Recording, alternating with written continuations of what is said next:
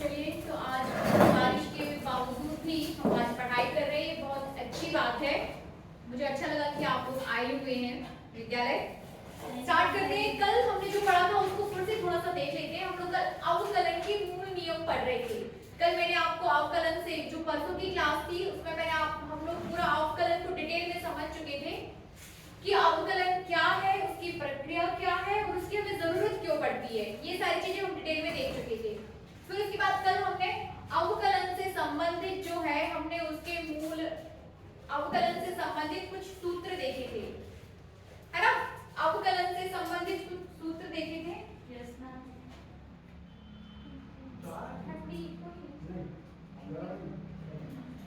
अवकलन से संबंधित हम कुछ सूत्र पूरा डिस्कस कर चुके थे। सारे के सारे फॉर्मूले मैं आपको लिखा चुकी थी अवकलन से रिलेटेड। फिर उसी के साथ ही हमें देखना था अवकलन के मूल नियम।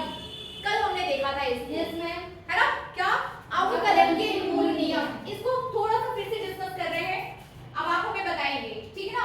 जैसे यदि आपके पास kx है, यदि कोई फंक्शन क्या है kx, मतलब किसी फंक्शन में किसी गुणांक से इंटू है, किसी नंबर से इंटू है, तब उसका अवकलन कैसे होगा? fx equals to kx, d upon dx fx, d upon dx kx। तो क्या करेंगे, k को बाहर ले लेंगे और d upon dx आ जाएगा। इट मींस x से रिलेटेड जो आपके पास पद है उसका x के सापेक्ष अवकलन हो जाएगा। हम कांस्टेंट को बाहर ले लेंगे। इस तरीके से kx या किसी गुणांक से संबंधित, गुणांक से रिलेटेड या गुणांक यदि किसी फंक्शन में है तो उसका अवकलन आप इस प्रकार से करोगे, ठीक ना। पहला नियम था ये। फिर दूसरा नियम हमने क्या देखा? दूसरा नियम हमने देखा था योगफल तथा अंतर का नियम। कौन सा था दूसरा नियम?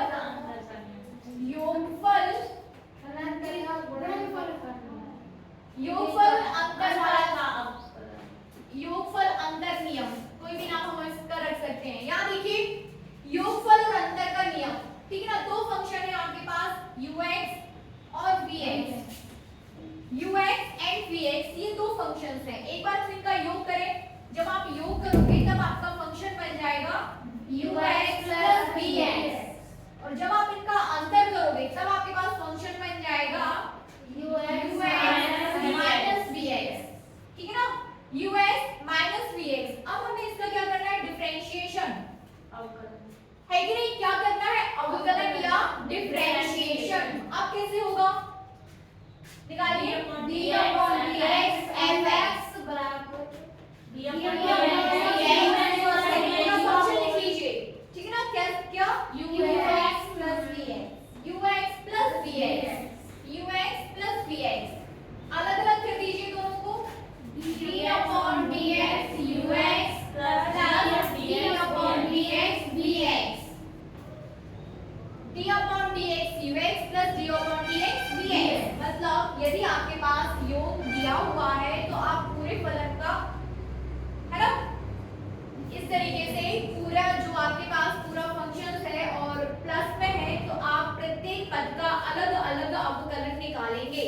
प्रत्येक पद का अलग अलग अवकलन निकालेंगे, ठीक है। इसी तरीके से यदि आपके पास माइनस में है, फंक्शन किस में है? माइनस में है, तब क्या हो जाएगा? ux minus vx। यदि आपके पास फंक्शन माइनस में है तब आप उसको क्या कर दोगे? अलग अलग d upon dx ux minus d upon dx vx अलग अलग हो जाएगा। कैसे हो जाएगा? अलग अलग, है ना। सॉल्व करना भी आप इसको सीख चुके हो। तो ये हो गया योग व अंतर का नियम। इसके बाद हम किसका देखेंगे? गुणनफल एवं भाग का नियम। ये साफ कर दूं? गुणनफल एवं भाग का नियम, तीसरा नियम।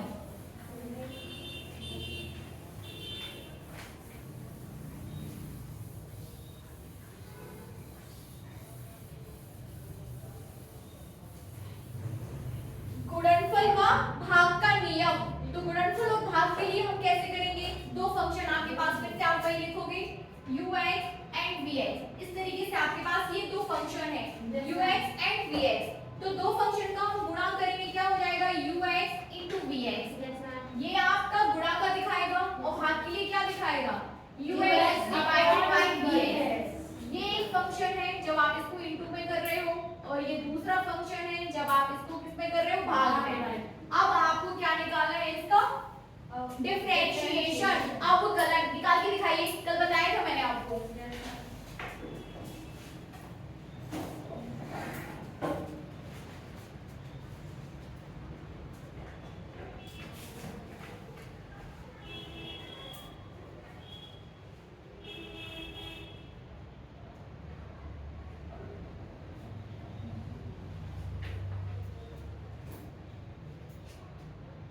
फटाफट करके दिखाइए।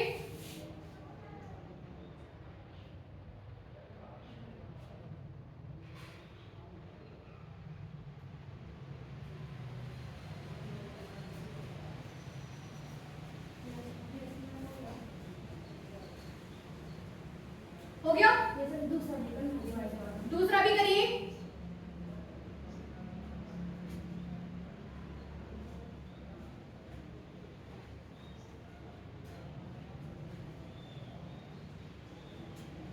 जल्दी से करिए, फिर इसके बाद हमें समाकलन पढ़ना है पूरा।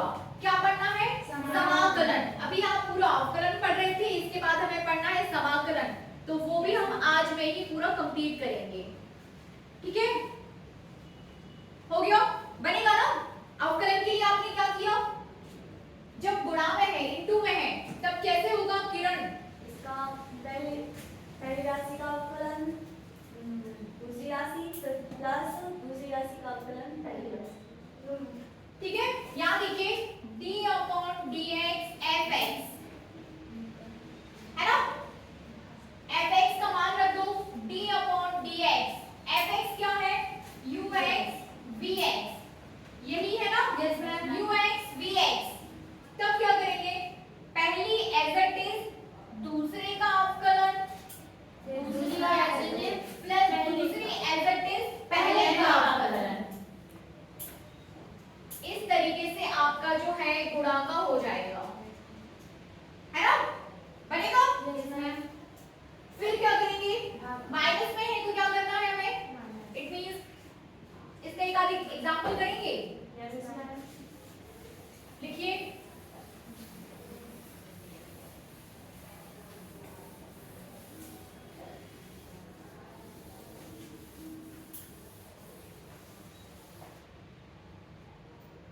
एग्जांपल बुक में देख रही हूँ।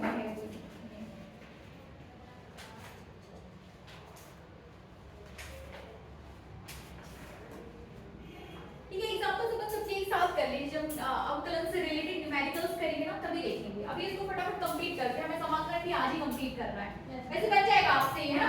आप इसको देखो, ux डिवाइडेड बाय vx, इसके लिए क्या हो जाएगा, v को जोड़ेंगे और माइनस u का अवकलन v के साथ। अनामिका बताइए। v का अवकलन u के सापेक्ष और u का अवकलन v के सापेक्ष। बैठिए, बताइए खुशी। v बराबर v d/dx u minus u d/dx v divided by v v²। बैठिए, यहाँ देखिए, इस v को देखिए, ये v जो है इसको आप जैसे यदि आपको इसको याद करना है, जैसे भागफल में है तो समझ लीजिए कि भाग तो आपको लेना ही है, ठीक ना। किसमें है, भागफल में है तो आपको इसका भाग जो है लेना ही है। इतनी बात क्लियर। अब याद कैसे करना है, यहाँ भी लिख दो, यहाँ भी लिख दो, यहाँ भी लिख दो, और इस नीचे वाले v में लगा दो स्क्वायर, ठीक है ना। और है ये आपका x का ही फंक्शन है, तो x तो रहेगा ही रहेगा, v²। इतना समझ आ रहा। अब क्या करोगे, अब आपको करना है, यदि यहाँ v है तो किसके साथ इसका फंक्शन आ जाएगा, u के साथ, माइनस, ठीक है ना। ये लास्ट में चलना है आपका, और यहाँ आ जाएगा ये d/dx में हो जाएगा, और ये ux एज इट इज हो जाएगा, समझ रहे ना। vx एज इट इज, आप ux का डिफरेंशिएशन करोगे, माइनस v जब करते हो, u जब करते हो v का डिफरेंशिएशन, और डिवाइडेड बाय vx², ठीक है। अवकलन के लिए भाग का ये मूल नियम है। अब आगे लिखिए फलनों के फलन का अवकलन, ये मैंने आपको कल नहीं बताया था, है ना। फलनों के फलन का अवकलन ये नेक्स्ट है। अगला नियम कौन सा नियम है ये? फिर पांचवा है कि छठवां है? फिफ्थ तो फिफ्थ डाल दो। फलनों के फलन का नियम, दो फलनों के फलन का नियम।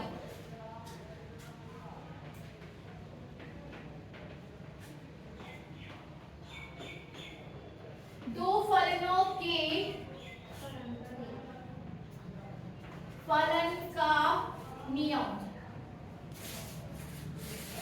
दो फलनों के फलन का नियम लिखिए। माना y बराबर एफ डब्ल्यू, ऐसे मानना है आपको, ठीक है ना। f is the function F W, माना y बराबर एफ डब्ल्यू, ठीक है ना। y बराबर एफ डब्ल्यू, आगे लिखिए अर्थात y राशि w का फलन है, y राशि w का फलन है तथा w बराबर gx, w बराबर क्या हो जाएगा? gx। फलनों का फलन बना रहे हैं अपन, मतलब फलन का भी फलन, समझ में आ रहा है ना कि y जो है fw, लेकिन ये w भी किसी का फलन है। इज दैट क्लियर ना? कि जैसे आप लिख रहे हैं ना y, देखिए y ये कोई एक फंक्शन है fw, लेकिन w भी किसी का फंक्शन है, वो किसका फंक्शन है? gx का, ठीक है ना। तो इसे ही आप क्या बोलते हो? फलनों का फलन, है कि नहीं? फलनों का फलन। आगे लिखिए अर्थात w राशि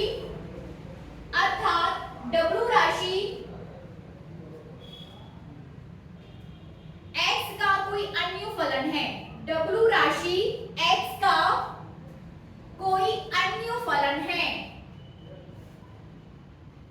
अन्य फलन है, तो अब इसको हमें सॉल्व करना है। कैसे करें? लिखिए dy by dx बराबर dy by dx, इसका हमें डिफरेंशिएशन करना है इस फंक्शन का, ठीक है ना। वो क्या हो जाएगा? dy by dx, लेकिन आपका जो y है वो fw है, w का फंक्शन है, x का फंक्शन ना होकर किसका है ये? w का। तब कैसे सॉल्व करें? तब आप ऐसे इसको सॉल्व कर सकते हो कि d upon dw divided by, मतलब ये जो f है वो w का फंक्शन हो जाएगा, और w को आप ऐसे सॉल्व कर सकते हो dw by dx। f जो है w का फंक्शन है, तो किसके रिस्पेक्ट में होगा? w के रिस्पेक्ट में इसका डिफरेंशिएशन। बात क्लियर हो रही है?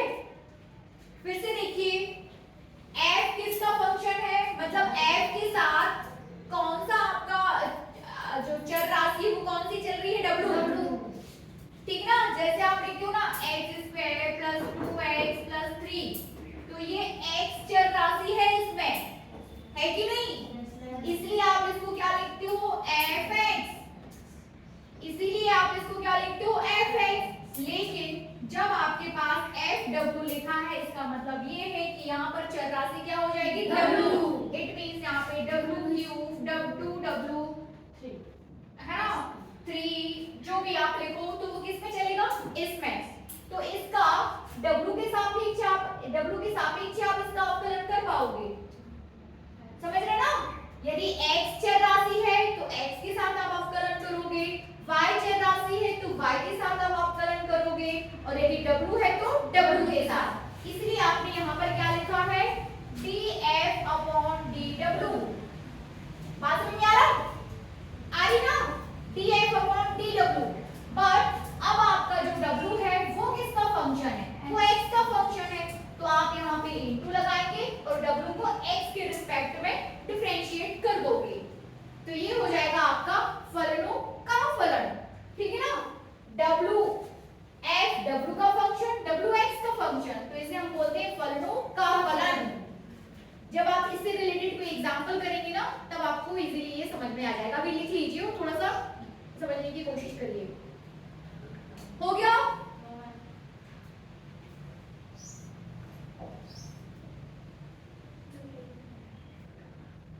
हो गया ना? आगे लिखिए बराबर। हाँ, इसी में ऐसा नीचे जो आपने लिखा है ना ये इधर,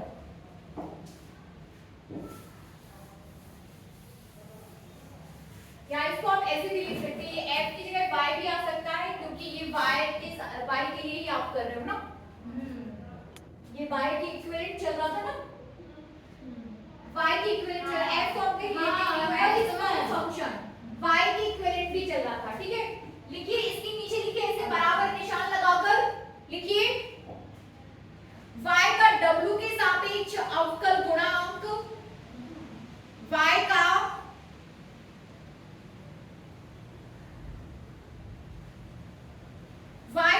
w के सापेक्ष अवकल गुणांक गुणा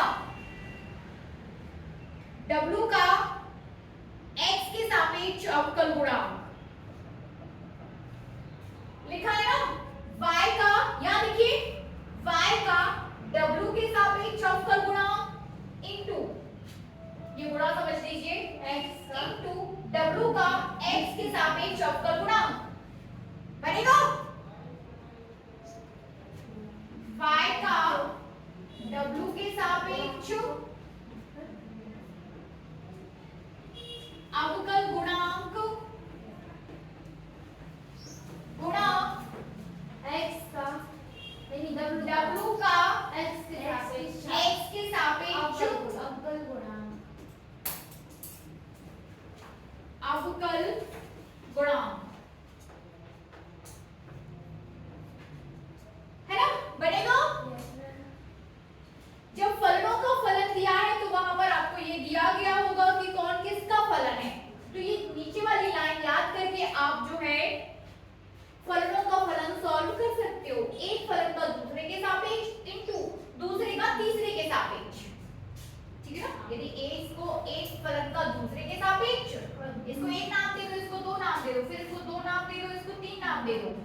यदि आपके पास दो फलन है, ठीक है ना, तो एक का दो के सापेक्ष गुणा दो का तीसरे के सापेक्ष। इस तरीके से सॉल्व करके आप फलनों का फलन कर सकते हो। फलनों का फलन के लिए मतलब अवकल, यहाँ पर अवकलन आप कर सकते हो, बनेगा। लिखिए इसे प्रतिस्थापन विधि भी कहते हैं, इसे प्रतिस्थापन विधि भी कहते हैं।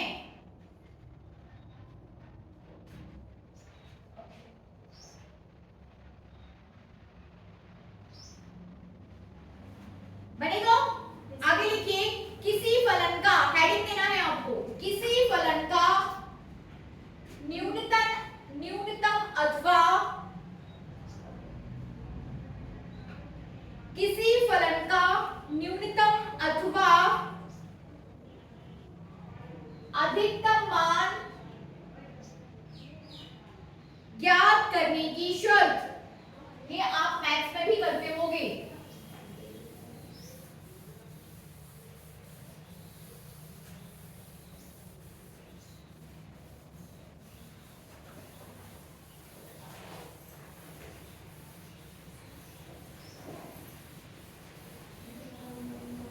क्या हेडिंग दी है आपने? किसी फलन का न्यूनतम अथवा अधिकतम मान ज्ञात करने की शर्त।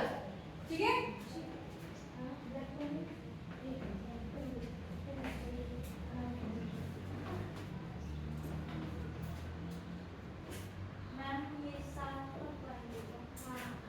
नहीं ये नियम नहीं, ये दूसरी कंडीशन ही है।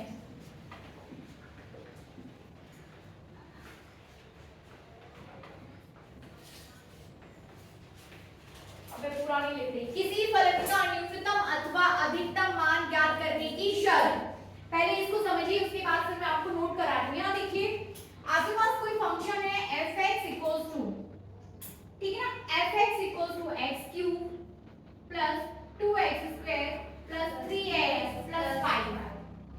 ये कोई फंक्शन है और अब आप ये बात अच्छे से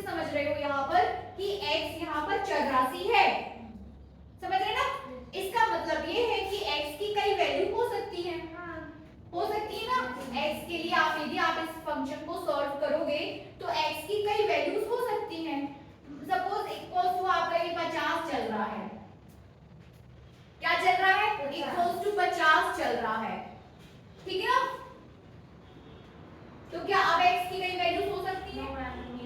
अब एक ही किसी वैल्यू के लिए ये फंक्शन सॉल्व होगा, किसी एक वैल्यू के लिए ये फंक्शन सॉल्व होगा जो सॉल्व करने पर आपको 50 दे सके, ठीक है ना, जिसे सॉल्व करने पर आपको 50 दे सके। तब कंडीशन आपकी सिर्फ एक ही होगी कि कोई एक वैल्यू, लेकिन इक्वल्स टू आप 0 कर दो तो भी आप x के मान निकाल सकते हो, वो भी आपका कोई एक ही रहेगा, लेकिन हाँ है ना, वो भी तभी सॉल्व होगा जब किसी एक वैल्यू के लिए वो 0 रखे। मेरा कहने का मतलब ये है कि ये कोई फंक्शन है, इस फंक्शन की ये फंक्शन यदि किसी के इक्विवेलेंट नहीं है तो इसमें आप अधिकतम कितनी वैल्यूज रख सकते हो और न्यूनतम कितनी वैल्यू रख सकते हो। मतलब x की यहाँ पर आप कह रहे हो ना कि कई वैल्यूज हो सकती हैं, तो कुछ वैल्यू यहाँ पर अधिक हो सकती है और कुछ वैल्यू सबसे कम भी हो सकती है। बात समझ में आ रही? तो इस फलन की अधिकतम व न्यूनतम शर्त आप जो है अधिकतम या न्यूनतम वैल्यू वो आप अवकलन के नियम के द्वारा भी निकाल सकते हो, ठीक ना। इसके लिए आपको अलग अलग वैल्यूज रख के नहीं देखना पड़ेगा कि चलो 1 रख के देख लें, कि चलो 2 रख के देख लें, कि चलो 3 रख के देख लें, कि 5 रख के देख लें, कि 6 रख के देख लें। आप अवकलन की शर्त के द्वारा इस फंक्शन की या किसी भी फलन की अधिकतम या न्यूनतम वैल्यू ज्ञात कर सकते हो, अधिकतम या न्यूनतम मान ज्ञात कर सकते हो, ठीक है ना। अब वो कैसे कर सकते हैं वो थोड़ा सा नोट करिए। किसी फलन y बराबर fx के लिए, किसी फलन y बराबर fx के लिए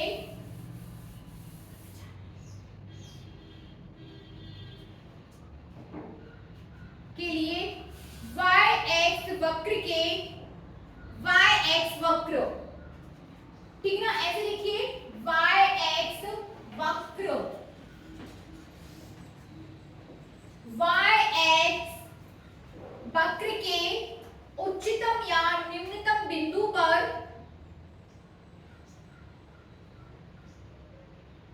उच्चतम या निम्नतम बिंदु पर वक्र की प्रवणता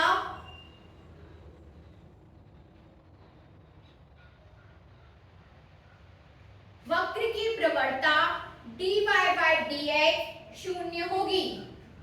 वक्र की प्रवणता अब आप ये समझने लगे हो, जब हम कई सारी ग्राफ्स यहाँ पे प्लॉट कर चुके हैं, vt at xt के बीच आप ग्राफ प्लॉट कर चुके हो, वहां पर आप प्रवणता शब्द से मतलब प्रवणता क्या होता है वो आप समझने लगे हो, ठीक ना। वक्र की प्रवणता ये चीज आप समझने लगे हो। तो dy by dx अधिकतम या न्यूनतम बिंदु पर, ठीक है ना, वक्र की प्रवणता क्या होती है, वक्र की प्रवणता dy by dx शून्य होती है। आगे लिखिए, अतः y बराबर fx का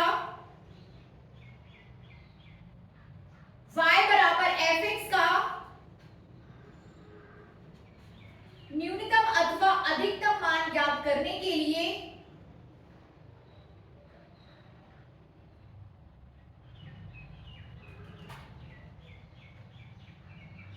dy by dx equals to 0 रखते हैं। कितना रखते हैं? dy by dx equals to 0 रखते हैं, ठीक ना। लिख लीजिए dy by dx equals to 0 रखते हैं।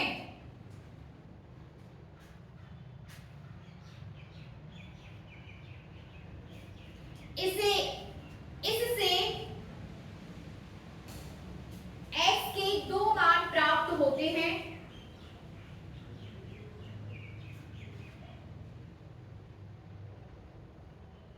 दो मान प्राप्त होते हैं, उन पर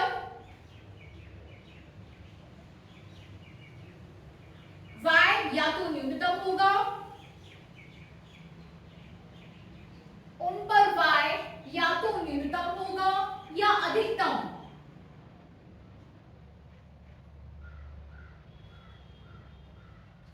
ठीक है, या तो वो न्यूनतम होता है या अधिकतम। आगे लिखिए, अब x के जिस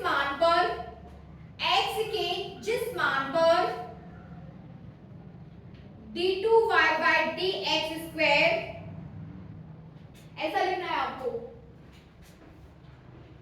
d2y by dx square, x के जिस मान के लिए d2y by dx स्क्वायर ऋणात्मक होता है,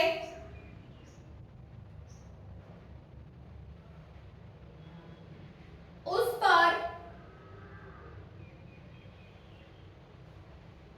पर y अधिकतम होगा, उस पर y अधिकतम होगा तथा x के जिस मान के लिए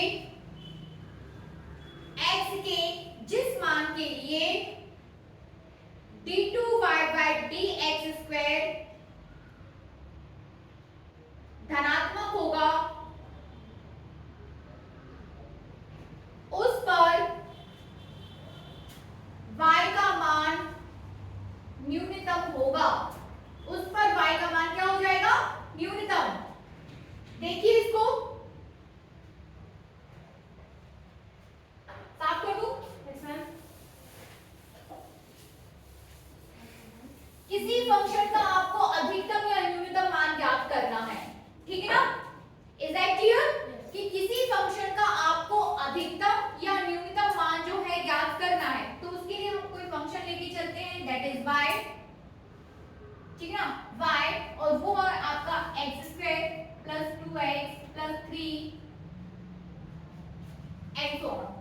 ये आपके पास कोई फंक्शन है, आपसे बोला जा रहा है कि इस पर आप y का अधिकतम मान कितना होगा और y का न्यूनतम मान कितना होगा। अधिकतम मतलब क्या है कि x की किस वैल्यू के लिए आप ये अधिकतम रहेगा, इससे ज्यादा और हो ही नहीं सकता, ठीक है ना, और x की किन वैल्यूज के लिए y का मान न्यूनतम होगा। ये बात तो क्लियर हो रही ना कि x की डिफरेंट वैल्यूज के लिए y का मान बदलेगा, ये बात तो क्लियर हो रही। तो वो अधिकतम मान क्या हो सकता है और वो न्यूनतम मान क्या हो सकता है। तो एक तो प्रोसेस ये है कि आप इसको बैठ के सॉल्व करो, अलग अलग नियम अलग अलग नंबर्स रख के देखो, एक तो ये है, और दूसरा आपके पास ये है कि आप क्या कर लो इसका डिफरेंशिएशन और उसको किसके इक्विवेलेंट लेके चलो, 0 के, ठीक है ना, क्योंकि उसकी जो प्रवणता होती है y कर्व पर या y वक्र पर अधिकतम और न्यूनतम की जो प्रवणता होती है वो किसके इक्विवेलेंट होती है, 0 के। तो आप एक तो इसका क्या कर दो differentiation dy by dx equal to 0, ठीक है ना, करें, और ऐसा करने से फिर आपको क्या मिल जाएगा, x के 2 मान मिलेंगे। कितने मान मिलेंगे, 2, ठीक है ना। तो dy by dx equal to 0, d upon dx x square plus 2x plus 3 equal to 0,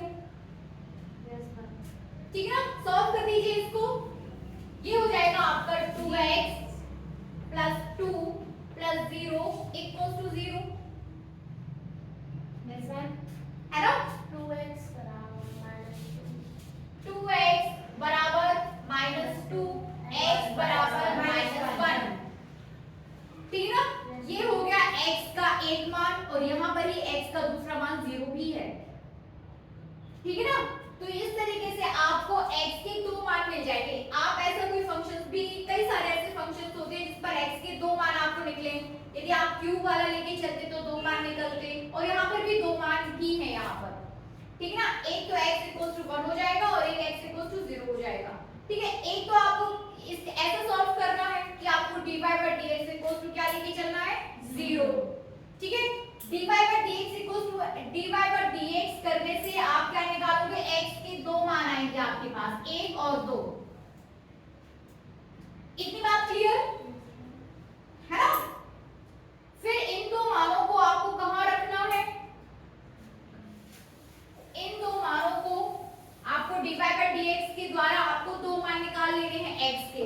फिर आपको क्या करना है, इस y का, एक तो आपने dy by dx निकाला था, वो कितना आएगा, 2x प्लस 2, इतना ही आया था, 2x प्लस 2।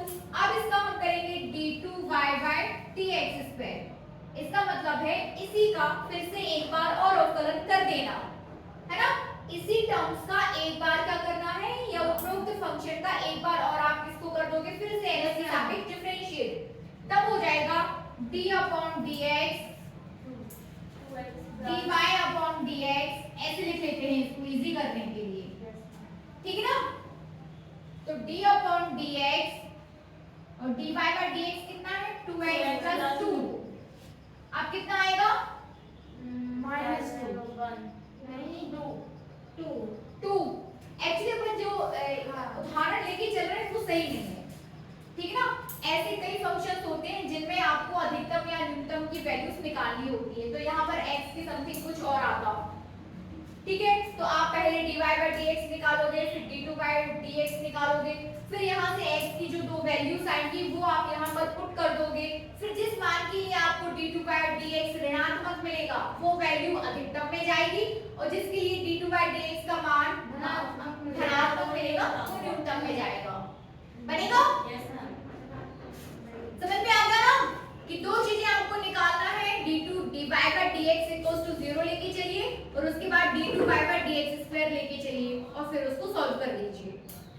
अगला देखिए, नेक्स्ट टॉपिक, समाकलन की प्रारंभिक अवधारणा। तो जैसे हमने अवकलन की प्रारंभिक अवधारणा पढ़ी थी, वैसे ही अब हम किसकी अवधारणा पढ़ेंगे, समाकलन की, है ना। किसकी, समाकलन की अवधारणा, प्रारंभिक अवधारणा।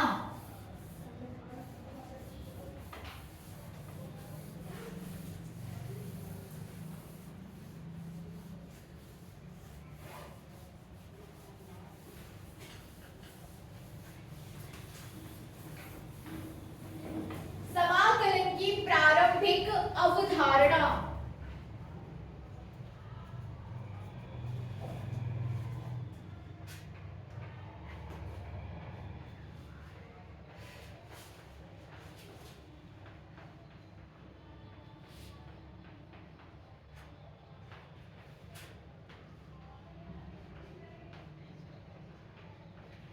है ना।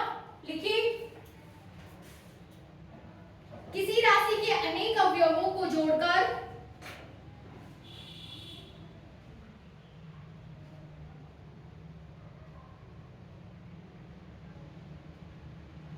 संपूर्ण राशि प्राप्त करने की क्रिया को, संपूर्ण राशि प्राप्त करने की प्रक्रिया को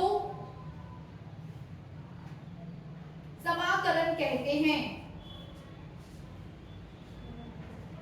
समाकलन कहते हैं। इस प्रकार किसी राशि के अनेक अवयवों को जोड़कर, अनेक अवयवों को जोड़कर संपूर्ण राशि प्राप्त करने की क्रिया को, संपूर्ण राशि प्राप्त करने की क्रिया को समाकलन कहते हैं। इस प्रकार समाकलन वास्तव में संकलन की प्रक्रिया है। इस प्रकार समाकलन वास्तव में संकलन की प्रक्रिया है, ठीक है ना। कई राशि, एक ही राशि की कई अवयवों को जोड़ना, याद देखिए, एक पॉइंट आपके पास ये है और दूसरा पॉइंट आपके पास ये है, ये दो पॉइंट्स हैं, ठीक है ना। इसे आप डिस्प्लेसमेंट बोल रहे हो, क्या बोल रहे हो, डिस्प्लेसमेंट। लेकिन ये डिस्प्लेसमेंट जो है आपका कई अवयवों में, इसको आप तोड़ दो, मैंने तोड़ दिया इसको, ठीक है ना। क्या कर दिया है, तोड़ दिया है। एक को हमने x1 बोला, दूसरे को x2 बोला, तीसरे को x3, x4, x5, x6, x7, x8, x9, इस तरीके से हमने इसको कई अवयवों में तोड़ दिया। अब x इक्वल्स टू आपका ये हो सकता है ना, x1 plus x2 plus x3 plus x4 plus x5 plus x6 plus x7 plus x8 plus x9 हो सकता है ना। तो कई अवयवों में जोड़कर, ठीक है ना, ये क्या है, आपकी कई अवयव है, एक प्रकार का जोड़ना। अब इतना सारा ना लिखकर आप डायरेक्ट लिख सकते हो समाकलन ऑफ dx डायरेक्ट, दैट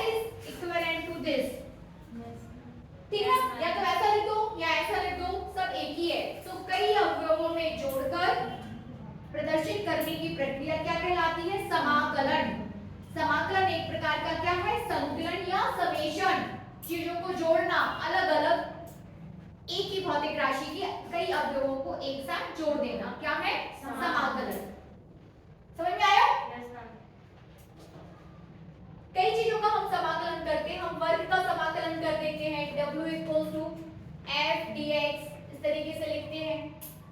कार्य बराबर बल गुणा विस्थापन। ये आपके पास पूरा एक बॉक्स है, इस बॉक्स पर आपने धक्का दिया और इस पर F बल लगाया, ठीक ना? इसको आपने धक्का दिया और आपने क्या लगाया? F बल। F बल आरोपित किया गया। इसके पार्टिकल्स, ये तो स्वतः विस्थापित हुआ, लेकिन इसके पार्टिकल्स भी कई जगह से ऐसे ऐसे विस्थापित हो गए, ठीक ना? क्या हो गए? विस्थापित हो गए, डिस्प्लेट हो गया, डिस्प्लेसमेंट हो गया। तो एक के द्वारा जो डिस्प्लेसमेंट है वो Fx1 हो जाएगा, दूसरे का हो जाएगा Fx3, तीसरे का हो जाएगा Fx4। मतलब ये डिस्प्लेसमेंट है और ये पूरा वर्ग दिखाई देगा, बल द्वारा किया गया कार्य। एक पॉइंट पर, दूसरे पॉइंट पर, तीसरे पॉइंट पर बल द्वारा किया गया कार्य दिखाएगा ना Fx1, बल गुणा विस्थापन, बल गुणा विस्थापन, बल गुणा विस्थापन। तो आपसे क्या बोला जा रहा है कि टोटल डिस्प्लेसमेंट आप कैसे निकालोगे, या टोटल किया गया कार्य कैसे निकालोगे? तो वो हो जाएगा ये W equals to F dx, F dx, it means F तो आपके पास कांस्टेंट है क्योंकि एक ही है, और अंदर क्या हो जाएगा? dx। इस तरीके से आप जो है इंटीग्रेशन के थ्रू छोटा छोटा किया गया कार्य का संकलन निकालोगे या उन्हें योग करोगे बाय इंटीग्रेशन। बनेगा इंटीग्रेशन। इतना याद रखिए कि समाकलन को इंग्लिश में इंटीग्रेशन कहते हैं, ठीक है? तो बन जाएगा ना? अब मैं पूरा इसको नोट नहीं करा रही हूं, ये आपको समझने के लिए है, सब कुछ इसका नोट नहीं करते हैं। अब आगे थोड़ा सा देख लो आप, समाकलन के प्रकार थोड़ा सा इसमें नोट करिए। समाकलन के प्रकार, ये तो लिख लिया होगा ना कि इसको ऐसे प्रदर्शित करते हैं, ये नहीं लिखा अभी? ठीक है, लिख लेना, मैं दे दूंगी आपको, लिखने की अभी पूरा लिखने की जरूरत नहीं है, मैं आपको ये दे दूंगी कि इसको ऐसे प्रदर्शित करते हैं, ऐसे लिखते हैं, ठीक है? आगे लिखिए समाकलन के प्रकार, ठीक है? अब समाकलन के प्रकार लिखिए। समाकलन मुख्यतः दो प्रकार का होता है, निश्चित समाकलन या अनिश्चित समाकलन। कितने प्रकार का हो रहा है? दो। और वो कौन कौन से हैं? निश्चित समाकलन और अनिश्चित समाकलन। और अनिश्चित समाकलन।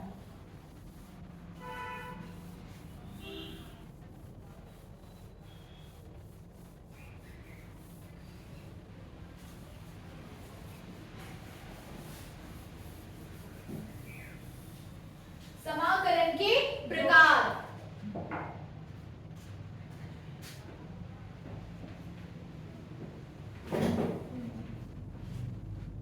ठीक है? पहला हो जाएगा आपका निश्चित समाकलन,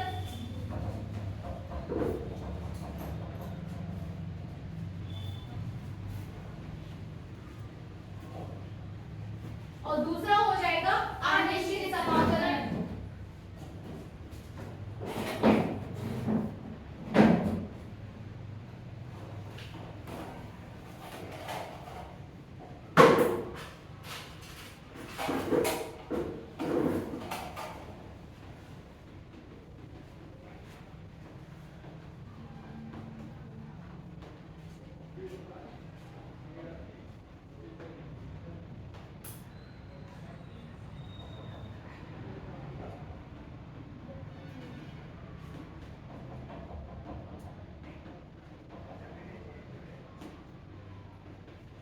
ठीक है ना?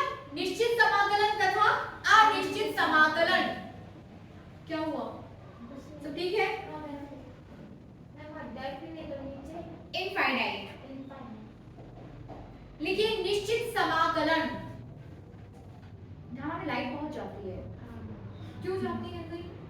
ऐसा लगता है फिर जा रही, फिर ऐसा लगता है जैसे कोई बैठा हुआ है, फिर बंद कर देता है, फिर चालू कर देता है, फिर बंद कर देता है, फिर चालू कर देता है। मतलब एक व्यक्ति नहीं काम कर रहा है, बंद कर दो फिर चालू कर दो, फिर बंद कर दो फिर चालू कर दो। कभी कभी तो मैं एक दो दिन नहीं आती, दो दिन तक नहीं रहती है। ऐसा होता है। मैं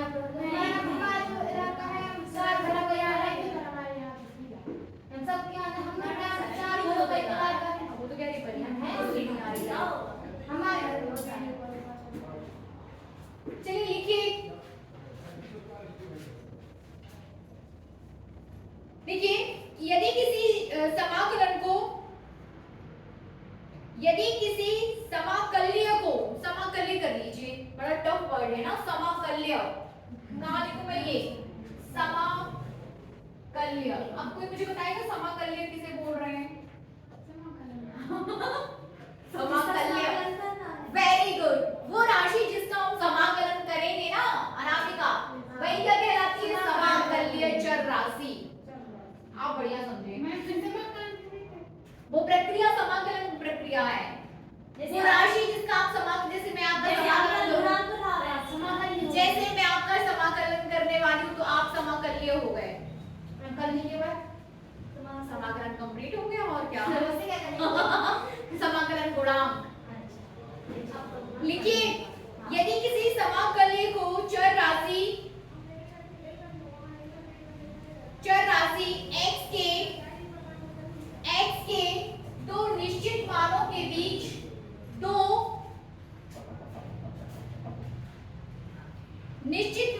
बीच समाकलित करते हैं तो इसे निश्चित समाकलन कहते हैं। तो इसे निश्चित समाकलन कहते हैं। ठीक है ना? क्या बोलेंगे? निश्चित समाकलन।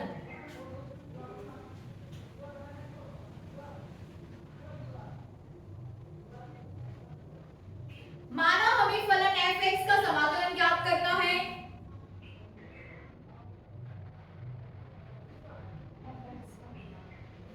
माना हमें फलन f(x) को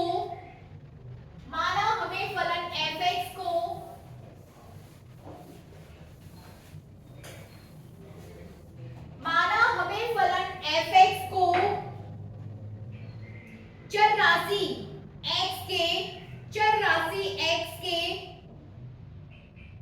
दो सीमांत मानों, चर राशि x के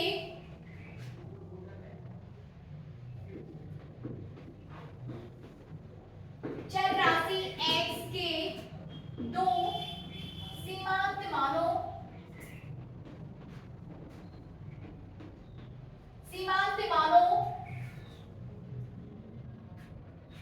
ठीक है ना? चर राशि x के दो सीमांत मानों। पहले इस बात को आप थोड़ा समझिए, उसके बाद देखिए। जब मैंने आपसे बोला कि आपके पास क्या है, ये है आपके पास एक पूरा बॉक्स है, लिमिटेड बॉक्स है ये, इट मींस निश्चित है।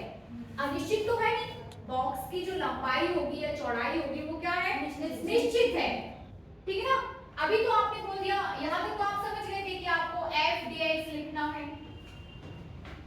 ये बात तो आप समझ गए ना कि कैसे आया ये f dx, ये बात तो क्लियर है। कैपिटल F कर लो फोर्स के लिए।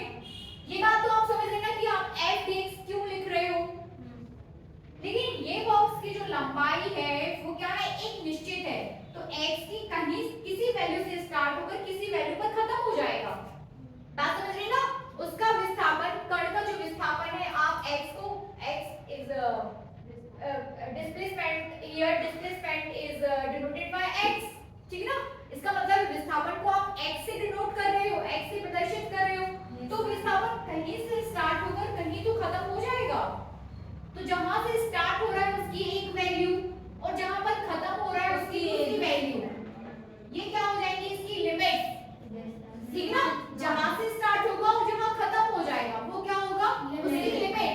तो ये हो जाएगी आपकी x = a to x = b, lower limit to upper limit. ठीक है ना?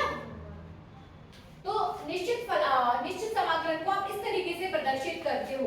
कहां तक लिखा आपने? सीमांत मानों के बीच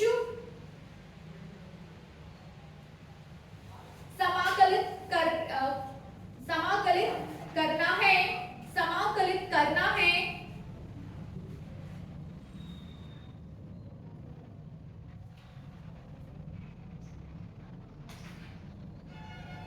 तो इसे संकेत के रूप में निम्न प्रकार से व्यक्त करते हैं। फटाफट इसे कंप्लीट कर लीजिए। तो इसे संकेत के रूप में निम्न प्रकार से प्रदर्शित करते हैं। लिख लीजिए, निम्न प्रकार से प्रदर्शित करते हैं। लिख लो ऐसे प्रदर्शित करते हैं। It means a to b f dx। ठीक है ना? a to b f dx इस प्रकार से प्रदर्शित करते हैं। या x इक्वल्स टू a और x इक्वल्स टू b, ऐसा भी लगा लो, x equals to a to x equals to b, इस प्रकार से प्रदर्शित करते हैं। ठीक है ना, बनेगा? Yes ma'am. ये क्या ये समाकलन का चिन्ह है भाई? हाँ वही बोल रहे हैं। ये है, ये समाकलन, ये x इक्वल्स टू ये lower limit upper limit f dx, या लिख दो या, इस तरीके से प्रदर्शित करते हैं। या डायरेक्ट आप इसको ऐसे भी लिख सकते हो, यदि आपको x equals to a x equals to b नहीं लिखना है तो a टू b, ये भी आपको वही दिखाएगा कि x की वैल्यू जिसके सापेक्ष f dx, जिसके सापेक्ष जिसके सापेक्ष आप समाकलन कर रहे हो उसी की वैल्यू वही होती है, f की नहीं होगी। इज दैट क्लियर ना? जिसके सापेक्ष आप समाकलन कर रहे हो, आप x के सापेक्ष समाकलन कर रहे हो, तो लिमिट भी आप किसकी लोगे? x की। x equals to a to x equals to b, x equals to a को आप लोअर लिमिट और x इक्वल्स टू b को आप अपर लिमिट बोल देते हो। लिखिए, यहाँ a समाकलन की निम्न सीमा, यहाँ a स्मॉल a, ठीक है ना, यहाँ a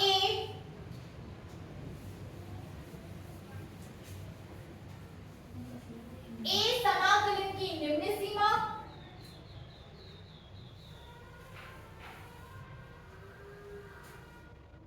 तथा b समाकलन की उच्च सीमा है।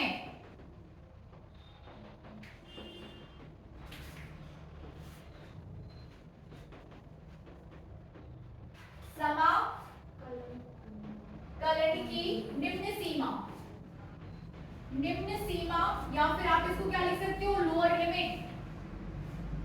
ठीक है ना, क्या लिख सकते हैं? Lower limit. और x इक्वल्स टू b समाकलन की उच्च सीमा या अपर लिमिट, उच्च सीमा या फिर upper limit, lower limit upper limit बनेगा सभी से। Very good. अब लिखिए अनिश्चित समाकलन। अब देखिए, जिसको आपने लिमिट पे बांध दिया, ठीक है ना, जिसको आपने लिमिटेड कर दिया from this to this, from lower limit to upper limit, मतलब जिसको आपने लिमिट पे बांध दिया वो क्या हो जाएगा? निश्चित समाकलन। बट जिसकी कोई लिमिट ही नहीं है तो वो क्या हो जाएगा? अनिश्चित समाकलन। ठीक है ना, 2-3 लाइन फटाफट लिख लो तो ये हो जाएगा आपका अनिश्चित समाकलन। दूसरा नंबर डाल के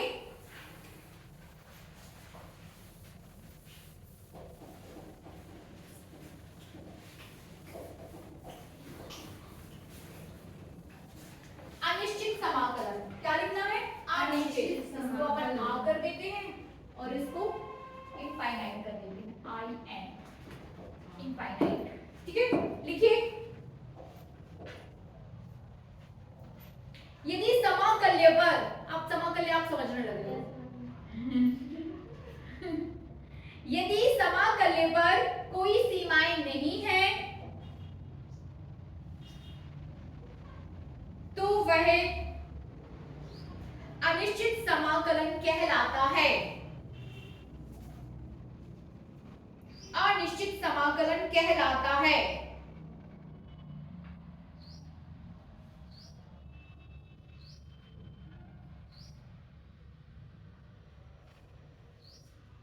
ऐसी स्थिति में फलन के समाकलन में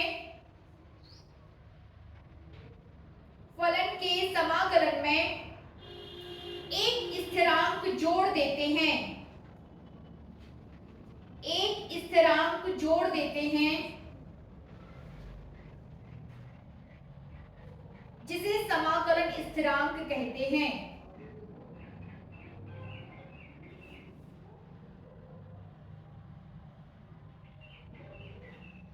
ठीक है, बस हो गया। तो ऐसे लिख लो f(x) dx। यदि आप किसी फंक्शन का, जैसे f(x) कोई एक फंक्शन है, यहाँ देखिए f(x) कोई एक फंक्शन है, ठीक है ना, f(x) क्या है? फंक्शन है, और इसका आप क्या निकालने वाले हो? Integration f(x) dx। और यदि क्या है? ये अनिश्चित समाकलन है, तो इसका अनिश्चित समाकलन का जो सूत्र आएगा वो fx प्लस c हो जाएगा। इट मीन जब आप इसको सॉल्व करोगे तो आपको इसमें जो सॉल्यूशन आएगा उसमें आपको एक स्थिरांक जोड़ देना पड़ेगा c, और इस c की वैल्यूज भी शर्तों द्वारा ज्ञात की जाती है कि उस फंक्शन की क्या शर्त है, तो उसके द्वारा भी वो c निकल जाता है। ठीक है ना, आप सभी मैथ्स वाले आप जरूर उसको सॉल्व करोगे। जब आप मैथ्स का समाकलन वाला चैप्टर पढ़ोगे ना तो वहां पूरा आप इसको सीख जाओगे। आप चारों ही मैथ्स वाले हैं? ठीक है ना, उनको जरूरत भी नहीं है, वो आप इतने सीखो। ठीक है, बनेगा। देखिए आगे कुछ उपयोगी सूत्र, कुछ उपयोगी समाकलन सूत्र, इसे आज अपन पूरा पढ़ लेंगे, है ना। कुछ समाकलन सूत्र, फॉर्मूले देखिए समाकलन के, आपको इंटरेस्ट आएगा और आपको अच्छा भी लगेगा। और ये समाकलन के सूत्र हम डिफरेंशिएशन से रिलेट करके पढ़ेंगे। कैसे पढ़ेंगे? डिफरेंशिएशन से। इन अदर वर्ड्स, मेरी बात को ध्यान से सुनिए कि इन अदर वर्ड्स या दूसरे शब्दों में समाकलन और अवकलन एक दूसरे के अपोजिट होते हैं। ठीक ना, यदि आप x स्क्वायर का समाकलन, क्या बोला मैंने? x स्क्वायर का समाकलन, नहीं, ये सुना, वो नहीं सुना जो मैंने पहले बोला था, अपोजिट होते हैं। मैं ये सुनना चाह रही थी आपसे, ठीक है ना। मैंने आपसे ये बोला ना कि समाकलन अवकलन इन अदर वर्ड्स कुछ कभी-कभी नहीं भी होते, but most of the time समाकलन अवकलन एक दूसरे के क्या होते हैं? अपोजिट। फॉर एग्जांपल, जैसे आप x स्क्वायर का समाकलन निकालोगे तो कितना आएगा? नहीं, समाकलन नहीं, अवकलन। डिफरेंशिएट टू x 2x आएगा, ठीक है ना। वैसे ही यदि आप 2x का समाकलन निकालेंगे तो क्या आएगा? x square. कैसे आएगा? 2 को बाहर ले लो, इसके लिए फॉर्मूला लगता है x to the power n, यदि है तो x to the power n plus 1 divided by n plus 1। ठीक है ना, अभी सिखा दूंगी मैं आपको, हम सारे सूत्र पढ़ने वाले हैं। ठीक है, तो क्या है वहां पे? x to the power n plus 1, x to the power कितने की पावर है? 1 की, तो 1 प्लस 1 डिवाइडेड बाय 1 प्लस 1, तो कितना आ गया? 2x to the power 2 divided by 2, 2 is cancel by 2। ठीक है ना, तो जब x स्क्वायर का डिफरेंशिएशन 2x होता है तो 2x का इंटीग्रेशन x स्क्वायर होता है। समझ गए ना? ऐसा वो दोनों एक दूसरे के साथ अपोजिट में चलते हैं। बनेगा? लिखिए समाकलन सूत्र, इंटीग्रेशन फॉर्मूले।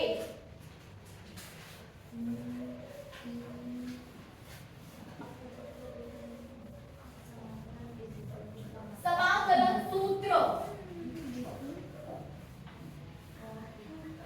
इंटीग्रेशन फॉर्मूले, फटाफट लिख लीजिए, है ना।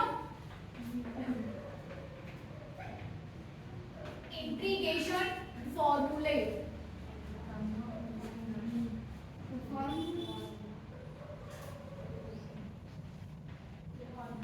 लिखिए फटाफट।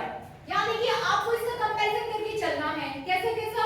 एक जगह उसी का आप समाकलन लिखोगे तो दूसरी कॉलम में उसी का आप क्या लिखोगे? अवकलन। इससे क्या होगा कि आप वही की वही कंपैरिजन करके सारे फॉर्मूले की शीट आपके पास एक साथ पहुंच जाएगी। ठीक है, लिखिए। सबसे पहले लिखिए 1 dx, जल्दी जल्दी लिख लीजिए, है ना। 1 dx, इसका समाकलन कितना आएगा? 1 dx का x कितना आएगा? x। ऐसा लाइन खींच दूं? लाइन खींच दूं कि कॉमा लगा दूं? लाइन नहीं खींच रहा, ठीक है ना, इसको डबल कर दो ऐसे। यहाँ देखो किरण, आपने 1 का क्या किया? इंटीग्रेशन, तो कितना आया? x। अब x का आपको क्या करना है? समाकलन। अरे यार, ये समाकलन और वो अवकलन, ठीक है ना। ये आपका इंटीग्रेशन, वो डिफरेंशिएशन। तो जब आप 1 का इंटीग्रेशन करोगे तो आपके पास x आएगा, फिर x का आप अवकलन करोगे तो आएगा 1 आएगा। ऐसा लिख लो यहाँ पे, d/dx x = 1। यहाँ पर पहला पॉइंट यहाँ पे खत्म होता है, ठीक है। अब दूसरा पॉइंट, अब अपन किसके लिए कर लेते हैं? fx के लिए, वही चीज हो गई, ठीक है ना। kx के लिए, कि यदि आपके पास किसी कांस्टेंट वैल्यू का आप इंटीग्रेशन करोगे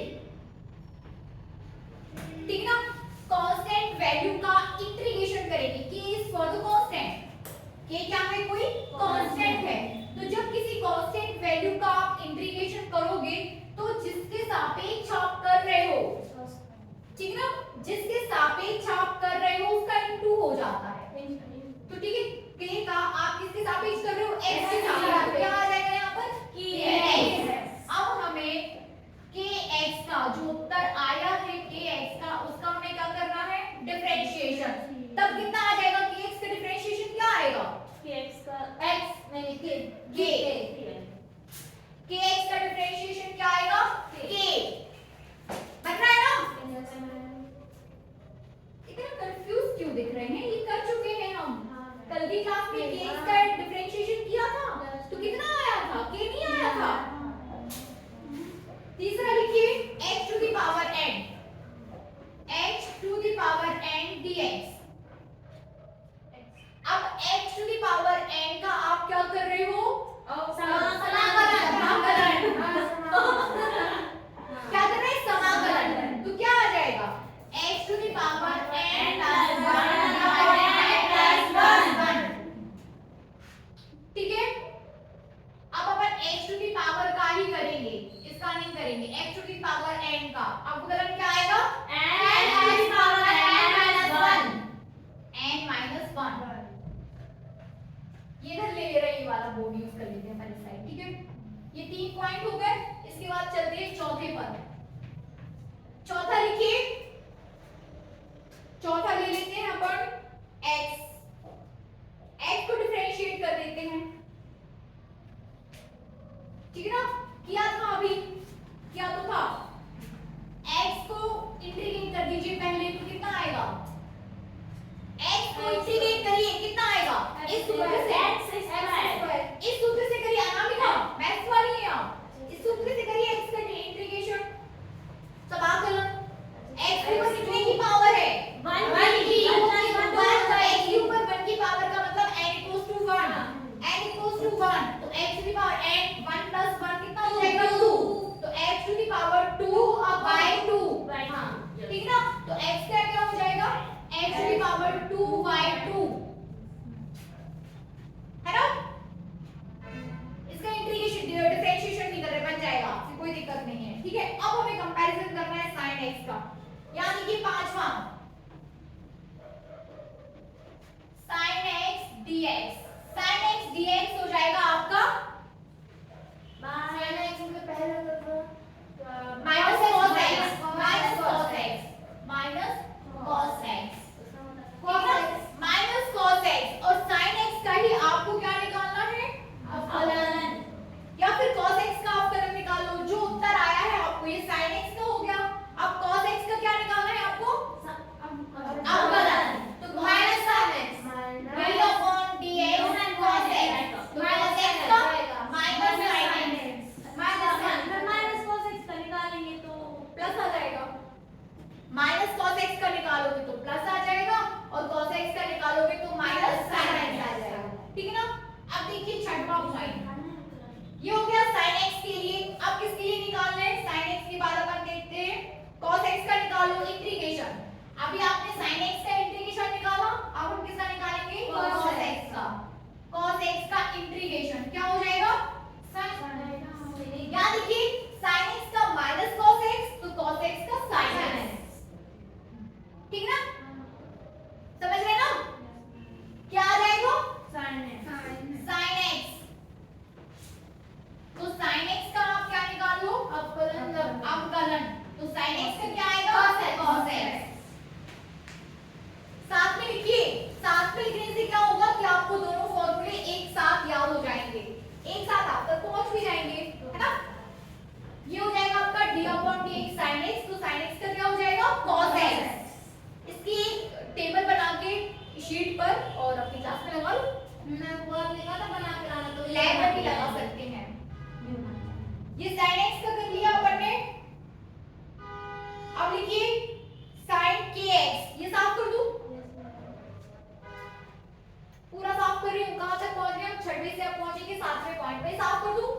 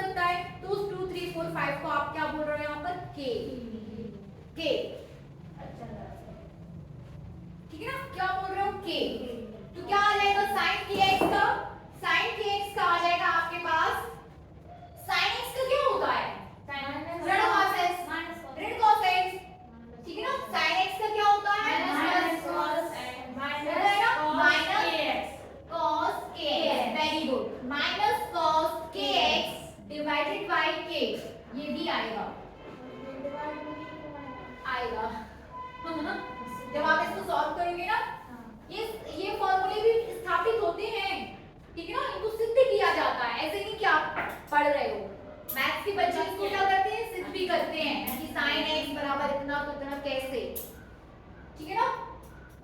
तो कितना आएगा माइनस cos kx। अब इसी sin kx का आपको क्या निकालना है, अवकलन निकाल दीजिए। sin kx minus cos kx by t का निकालना है। किसका निकालना है, cos kx का, minus cos kx by t का। cos kx का निकाल दीजिए। माइनस कितना आएगा, इसी का निकालिए। sin kx cos x का क्या होता है, minus sin x। cos x का minus sin x minus kx भी तो है, minus kx upon k। No ma'am अब देखिए माइनस sin के समाकलन में डिवाइड में जाता है, लेकिन अवकलन में k का गुणा हो जाता है, ठीक है ना। जैसे कि आप समाकलन में क्या कर रहे हो, नीचे जा रहा है, Yes, ma'am. तो जब अवकलन करते हो तो क्या हो जाता है, गुणा। लिखिए कितना आ जाएगा, minus sin kx into k। Very good, ठीक है ना। तो वो जो इनटू k है उसको आगे ले लो, तो वो हो जाएगा minus k sin kx, minus sin kx, ये हो जाएगा, है ना। sin kx का अब आप निकालोगे समाकलन sin cos kx। अभी अपन ने sin का किया ना, अभी 8वें में आप ले लो cos kx cos kx, तो आ जाएगा cos kx का sin kx upon k, very good, sin kx upon k। अब इसी का आप निकालो d अपॉन dx, क्या cos माइनस sin x का cos k into minus minus k sin ये साइन का होगा तो cos नहीं आएगा, ये सब cos प्लस cos आएगा cos x का हाँ। sin x का cos है। ठीक है ना, यस मैम माइनस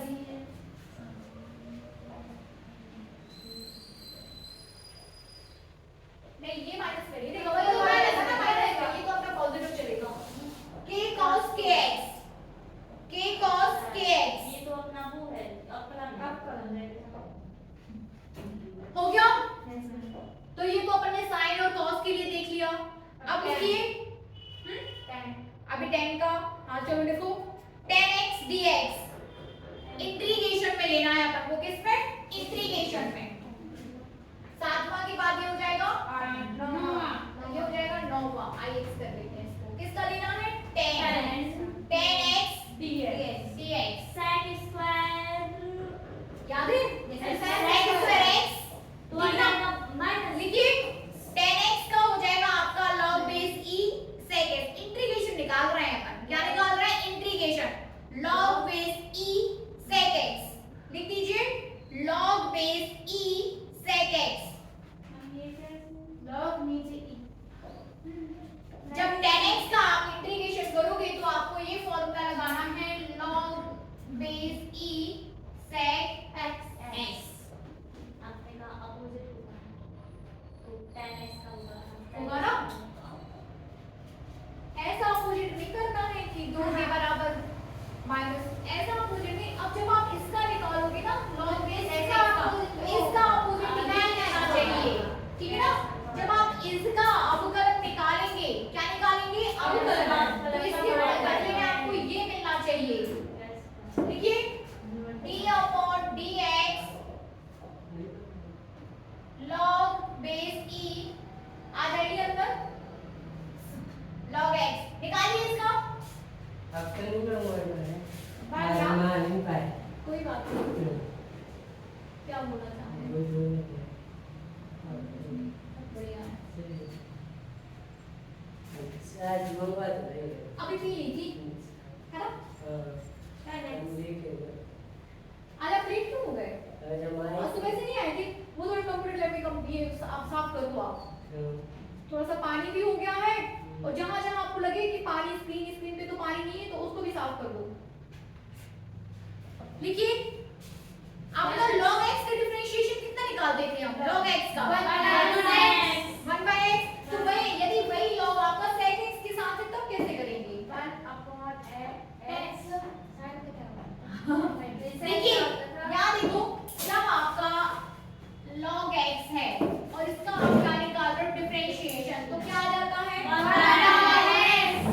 आता है ना तो वैसे ही यदि आपके पास log base e sec x है क्या है sec x ये फलनों का फलन चल रहा है अपना ठीक है ना इसे ही बोलते हैं फलनों का फलन log भी है फिर sec भी है फिर x भी है ठीक है ना यही है फलनों का फलन तो सबसे पहले आप log को सॉल्व कर लो जैसे 1/x आया है वैसे ही 1/sec x आ जाएगा क्या आ जाएगा sec x ठीक है ना अब आप sec x का करोगे sec x का डिफरेंशिएशन आपने पहले इसको log के साथ सॉल्व किया अब सिर्फ और सिर्फ आपके पास क्या बचा sec तो sec का डिफरेंशिएशन क्या होता है sec x tan x क्या होता है sec x tan x तो sec से sec कैंसिल हो जाएगा तो tan x आपको यहाँ पे मिल जाएगा ओके लिख लीजिए तो log x का डिफरेंशिएशन फाइनली आपको कितना मिला tan x है ना ये हो गया tan x के लिए कर लिया कोई और है ऐसे तो आपके पास बहुत सारे हैं तो बाकी मैं आपको दे दूंगी है ना बट आपको बनना चाहिए बन जाएगा ना आप tan x का करोगे फिर cot x का करोगे टोटल कितना कई सारे 25-30 चल जाएंगे आपके टेबल्स में आपको दे दूंगी वो सारे आपको सारे फॉर्मूले आपको याद होना चाहिए तो मैं से रट जाओ कि कहीं भी कोई भी खड़े खड़े हुए पूछ ले कि ये तो फटाफट बता दो कि हाँ कि sec x का sec x tan x होता है tan x का sec log base x sec x होता है इंटीग्रेशन जस्ट अपोजिट ये तो आपको पता चल ही गया है ठीक है ना तो बच जाएगा है ना इनवर्स वाला भी सीखिएगा sin इनवर्स x का डिफरेंशिएशन इंटीग्रेशन ठीक है ना सब कुछ सीखना है आपको मतलब एक दिन यदि आपको दे दिया जाए कि आपको वाला बता दिया था आपने हाँ यदि एक दिन आपको दे दिया जाए 1 से 2 दिन 3 दिन तो इनके 3 दिनों में आप 25 फॉर्मूले आप कर पा सकते हो क्यों तो ऐसा करते हैं कि आपको दिए मैंने 3 दिन आज क्या डेट है 3 डेट आज डे क्या हो जाएगा वेडनेसडे नहीं मैं आपको सिर्फ आज वेडनेसडे नहीं आप थर्सडे है ना गुरुवार तो गुरुवार शुक्रवार तो शनिवार को मैं टेस्ट ले लेती हूँ मंडे टेस्ट पक्का कहलाएगा किससे सिर्फ फॉर्मूले में इंटीग्रेशन डिफरेंशिएशन ठीक है ना बाकी दूसरे बच्चों को भी आप बता दीजिए कि आपको पता चल जाएगा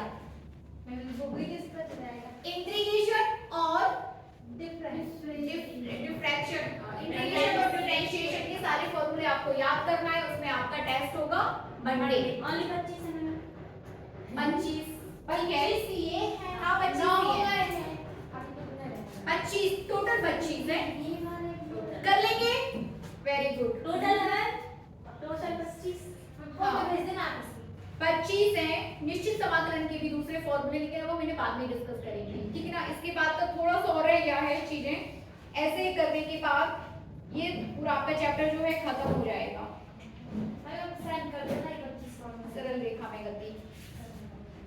सरल रेखा में गति में ही आपका अवकलन समाकलन जोड़ दिया गया है जबकि ये वाला जो चैप्टर है ये टॉपिक जो है ना अवकलन समाकलन के ये गणितीय भौतिकी में आते हैं किसमें आते हैं गणितीय भौतिकी में बट पता नहीं इस चैप्टर में इसको क्यों रखा गया है इसको यहाँ तक क्लोज करके जहाँ तक आपने सरल रेखा में गति पढ़ा था वहाँ क्लोज करके फिर इसमें नया चैप्टर यहाँ पे स्टार्ट कर देना चाहिए था मैथमेटिकल फिजिक्स जिसे इंग्लिश में बोलेंगे आप क्या मैथमेटिकल फिजिक्स तो वहां पर आपका ये पूरा चैप्टर आ जाता है अवकलन और समाकलन का और फिर उसको आप वहां पर और डिटेल में पढ़ेंगे ठीक है बनेगा यस मैम